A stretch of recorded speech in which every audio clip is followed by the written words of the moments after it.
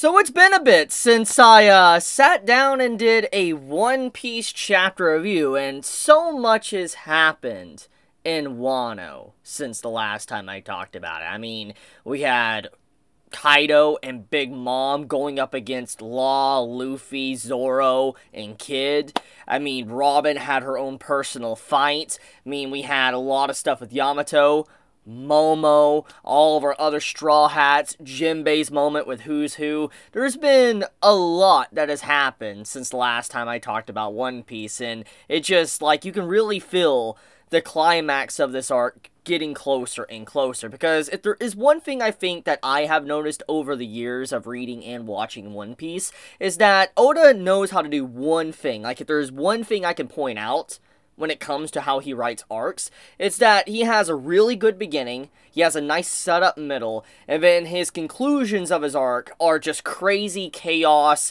and they're some of the best things of the entirety of One Piece. Like, the experience of an arc reaching its close, it's just, there's so much chaos, and you can feel that going on in these latest chapters. You can feel that fight with Luffy standing up to Kaido about to happen, with Momo now as an adult dragon carrying Luffy back to Kaido. It just, I'm really loving these recent chapters, and especially with the Zoro stuff we got. Oh my goodness, like, that's honestly something I actually just want to dive into in just a moment. But yeah, just like, there's been so much, and I'm very happy. I want to take a few moments to just say I'm very happy that Robin, after all of these years, she finally got her fight. Like, that is something I am just super happy about, because it's been way too long. It's been way too long since Robin had a proper fight, and I just want to give Oda Sensei a few moments to say I am just so thankful that she actually got that fight she had in this arc. So, I don't know if anyone noticed this, but there was something interesting going on in the flashback with Yamato in this week's chapter of One Piece. So we see a character that obviously looks a lot like Zoro, and we can assume that this is probably Ushimaru, which was introduced a while ago in the Wano arc. And for the last few chapters, honestly, there's been a lot of, like, hints and lore to Zoro's backstory, his parents, his heritage. There's been a lot going on, and when you look at the character that we see in Yamato's flashback, which is most likely, like I said, Ushimaru, you see that he has a very similar stance. The way he holds his swords, the way his facial structure is, the way his side profile is, everything about the character is very reminiscent of Zoro.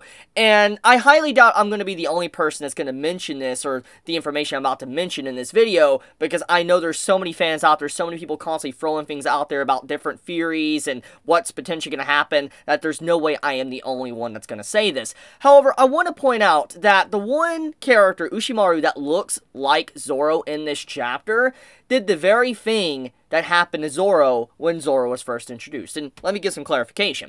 So, in the chapter, Yamato, this young little girl, is literally basically strapped up, tied down pretty much, and she can't leave the cave. That's pretty much what's going on. She just can't leave the cave, and she's being told that she's going to starve if she doesn't change her decision and try to actually say she doesn't want to be Odin anymore, and, you know, actually follow what her father wants her to be. And you see how, like, she is offered food from the samurai. The samurai's like, here, we don't need it, samurai don't eat. They offer the food up to Yamato, and, you know, she obviously eats it. Now, if you go back to the beginning of One Piece, and Zoro's introduction, he's in a very similar circumstance, but the whole situation is reversed. Instead of Zoro, which has kind of been theorized to be related to the samurai, he is someone that is starving, but eventually he's given food by a little girl, and he eats it. So you can see the situation, Yamato and the samurai, and then Zoro and the little girl. They're very, very similar, and I just wanted to point that out, that the character that looks very much like Zoro had a scene that is literally the exact same almost to when Zoro was first introduced. I highly doubt that is a coincidence, because Oda Sensei, he's someone that's just too good at writing. He's good at foreshadowing, he's good at setting things up for hundreds of chapters, and honestly, hundreds upon hundreds of chapters in advance, even 1,000, honestly, since we're over 1,000 chapters. It's just like, he is really good at that setup. So, I don't doubt that it is actually, you know, possible. Like, you know, I feel like it isn't a coincidence and that it was intentional to kind of get that connection, the correlation between Zoro's introduction and what we saw with Yamato, which kind of binds Yamato's character to Zoro quite a bit. Because think about this, it's like, we know that we're going to be getting a new Straw Hat. We know. People have been saying it's going to be like, you know, Carrot for a very long time now. Even myself said that when Carrot was introduced. And then we had Yamato introduced. And when you look at everything that's been set up in this arc, Yamato is probably going to be the next Straw Hat. And the reason why I say this is not just because of the way the story is structured, which is pretty much just throwing it in your face. It's that apparently there was recent merchandise that just came out where it had all the Straw Hats together, and there was like a mystery character that's been hid for months now, and it was revealed to be Yamato with the Straw Hat. So if that doesn't basically say that Yamato is the next Straw Hat, I really don't know what else really can. But obviously there's more to kind of elaborate on. Number one, we're getting the backstory. We've gotten a lot of characterization and development for Yamato and kind of what Yamato is fighting for, you know, why Yamato wants to take down Kaido, you know, the disregard of not really being connected with Kaido anymore, not really looking at Kaido as a father anymore. Just everything about Yamato's character is a perfect, you know, I guess qualification for being a Straw Hat. We've gotten a lot of development. There is a big connection,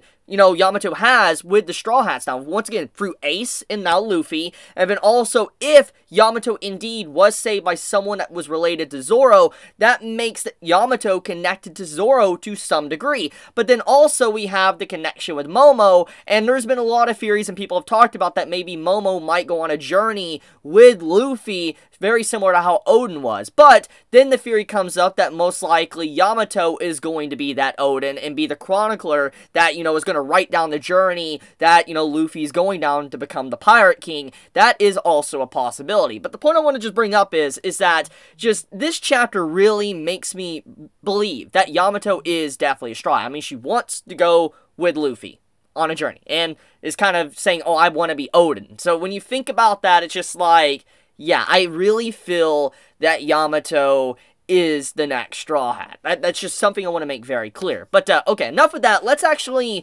talk about this chapter and some of the little intricate details. One of the things I do want to point out that kind of made me laugh a little bit was that Kaido was like, so you have Conqueror's Haki. And, you know, we know Kaido's feelings on Conqueror's Haki. He said there's too many. There's too many users of Conqueror's Haki. And when you really think about it, it seems like that is indeed the case. But in reality, that isn't. Because it's like, the characters we are introduced to that actually have Conqueror's Haki, you know, it's very spread out. Like, yes, we know Whitebeard does, we know Shanks does, we know Kaido does, we know Big Mom does, you know, we know Katakuri does, Luffy, Zoro, and that does seem like a huge list. But in reality, we know how massive the world building is of One Piece. One Piece is a massive world, so many different islands, so many different characters. I mean, hundreds of characters we've been introduced to, and you have a select handful that are able to use Conqueror's Haki. And so when you really think about it, there isn't a lot. It's actually a very small percentage of the population,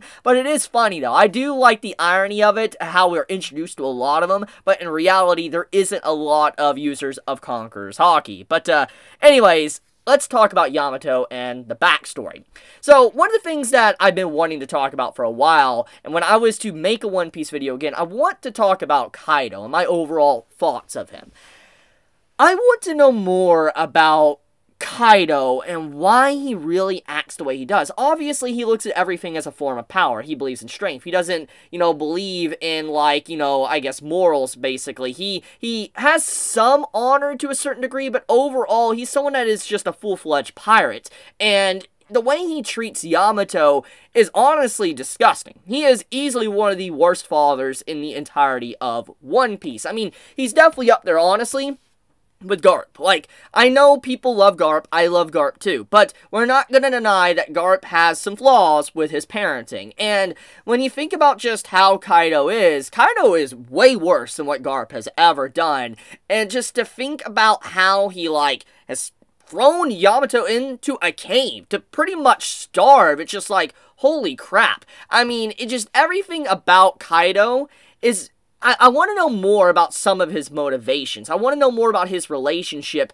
with Yamato. I mean, we do get some insight into the relationship in this chapter. Like, you can see how very condescending he is to Yamato when Yamato is like, hey, I want to be Oden, or I am Oden. He starts to mock Yamato. He's like, oh, I thought you were Oden and all that. You know, the way he acts is very condescending. He's mocking Yamato, and I feel like that just, once again, it makes sense why Yamato wants to get rid of her father, but it's just like, why? What is Kaido really trying to accomplish? Because when you look at his character, he's always trying to recruit stronger people to join him. We've seen this. He throws people in prison. He did that with Luffy. He did that with Kid. We've seen him do it with a lot of the supernovas. But it's like, what is really going on here? I want to know more about Kaido. There's some mystery still left, and I cannot wait till Oda fully dives into that. I'm willing to bet you when Momo arrives to face Kaido with Luffy, I believe we'll probably get a lot of that, you know, mystery, you know, revealed in the upcoming chapters. So it's just like,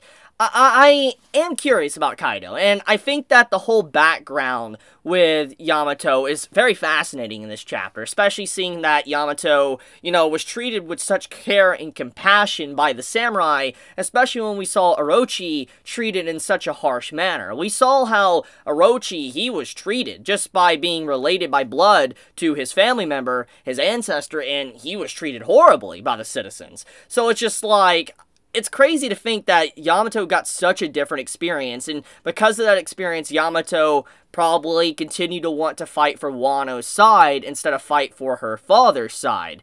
So yeah, just, it's an interesting chapter, really diving into a little bit of that detail and kind of that connection. Besides that type of stuff, though, we also have, you know, Brook and all that carrying Robin, and we don't really get much more to the whole Zoro and Sanji stuff with Queen and King, which is sad. I want to see more of that, but I guess, to be fair, we do need to progress the plot in other areas in the story, so it was a good chapter to kind of get more of Kaido versus Yamato, and I do wonder, you know, how long Yamato's going to be able to hold on, because it's like, we know for a fact Luffy's going to be the one to bring down Kaido, okay? I mean, it would be interesting if Momo was. Don't get me wrong, that'd be kind of crazy, especially, you know, him now being a dragon, but it's just like, we know that Yamato's probably not going to be the one to do it, but I do wonder how ruthless Kaido is going to be. I mean, we've already seen how ruthless he is, but does he really have any love at all? Does he have really any love for his daughter, or will he just cast her aside and be done with her to get this entire ordeal settled? That's the question I have. But overall, I think that this chapter of One Piece was good, and it's nice to be able to talk about it again. There's been a lot going on, and I do want to continue talking about One Piece. I want to talk about the next chapter next week, because things are really heating up, and we don't have a chapter break. It wasn't said at the end of the chapter, so that's always good news, because we all know that every few weeks, you know, Oda goes on a week break, which is a good thing for his health. We know how his work ethic is. Like, he's continuously pumping out chapters, and we don't want the man to overwork himself, so it's good when he does take a break. But for the fans that want to read, you know, One Piece, you know, no break next week, so we are looking forward to a crazy chapter, and knowing how Oda likes to do things, we're probably gearing up for a crazy cliffhanger soon, so I'm kind of fearful of that one. It's probably going to be something, you know, crazy. You're probably going to see Luffy arrive with Momo, and you're going to see Kaido looking. I feel like something like that's potentially going to happen. We're going to have a cliffhanger like that. But anyways, guys, that's it.